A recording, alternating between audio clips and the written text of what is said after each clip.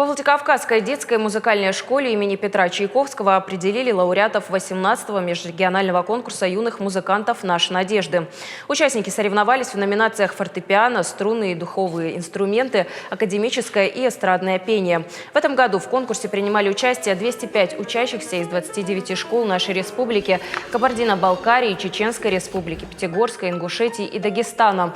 В жюри конкурса заслуженные деятели культуры России, педагоги и лауреаты конкурса.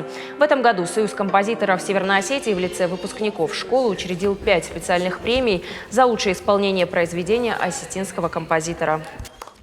Мы вручали первые премии, сегодня вручались первые премии детям. Я сказала, что самое многочисленное отделение – это фортепиано. Более 75 участников из всех регионов Северного Кавказа. Это впервые. Дети замечательные. Во всех группах, 4 группах было на кого обратить внимание. И, как говорят, даже мурашки были. То есть это было очень здорово. Довольна, конечно, этим мероприятием. Этот конкурс живет очень давно, и я надеюсь на его дальнейшее процветание. Это возможность выступить детворе, возможность проявить себя, возможность роста, общения.